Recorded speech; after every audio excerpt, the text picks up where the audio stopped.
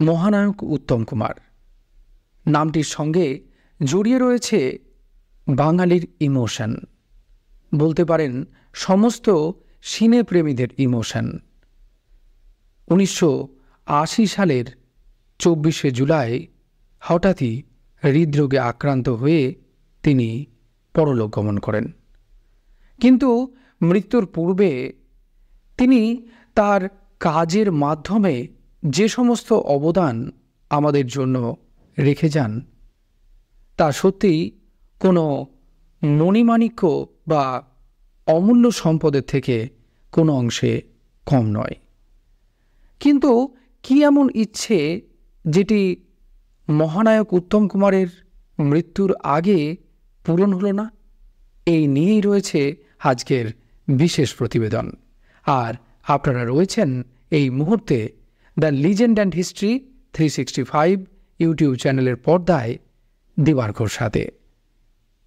মহানায়ক উত্তম কুমার, তার মৃত্যুতে সমস্ত সিনেপ্রেমী তো বটেই, তার সহ অভিনেতা অভিনেত্রীরাও একেবারে দুমড়ে মুচড়ে যান, ভেঙে পড়েন।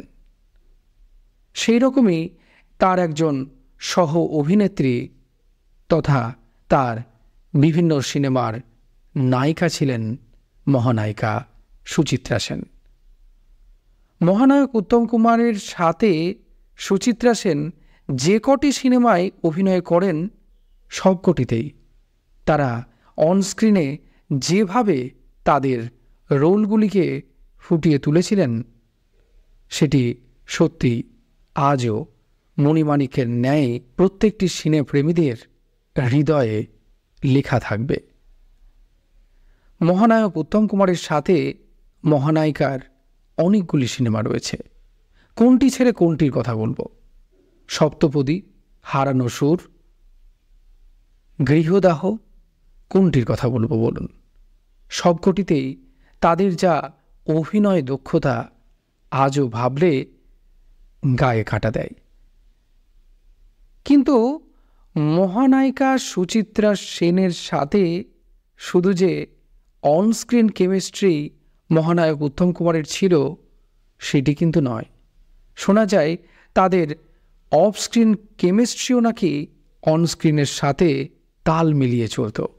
কিন্তু যদিও সেটি পুরোটাই গুঞ্জন, আর এই গুঞ্জনের শেষ কোনোদিনই মনে হয় হবে না, কারণ সেই গুঞ্জন আগেও ছিল, এখনও থাকবে। কিন্তু একবার ভেবে দেখুন, একজন মধ্যবিত্ত ফ্যামিলির ছেলে কেরানি থেকে মহানায়ক উত্তম কুমারে উন্নীত হওয়া কতটা দুঃসাধ্য ব্যাপার, কিন্তু মহানায়ক উত্তম কুমার সেটি করে দেখিয়েছেন। এখন কথা হলো, মহানায়ক উত্তম কুমারের মৃত্যুর আগে কি এমন ইচ্ছে পূরণ হয়নি সেটি নিয়েই আলোচনা করি।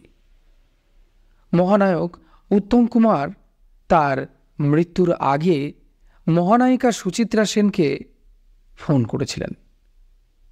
মহানায়িকা সুচিত্রা সেনের আলো আমার আলো সিনেমাটিতে অভিনয় দেখে মহানায়ক উত্তম কুমার মোহিত হয়ে গিয়েছিলেন, আর সেই জন্যই সুচিত্রা সেনকে ফোন করেন এবং বলেন তার সঙ্গে দেখা করার জন্য।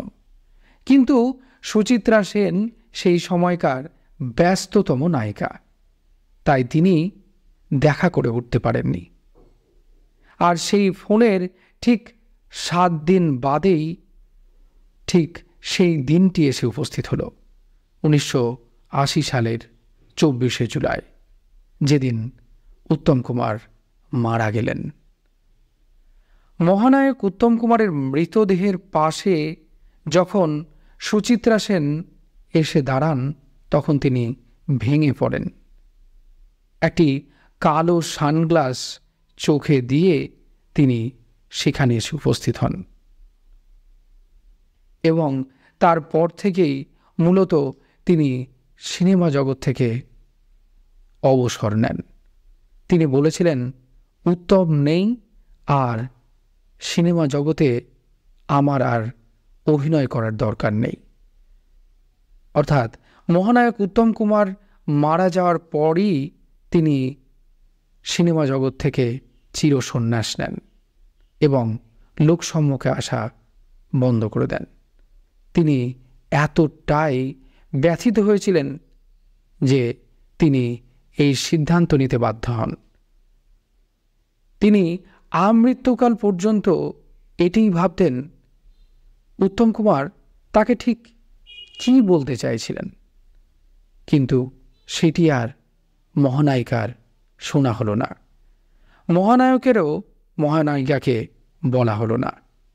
অর্থাৎ মহানায়কের শেষ ইচ্ছে ইহজগতে পূর্ণ হলো না।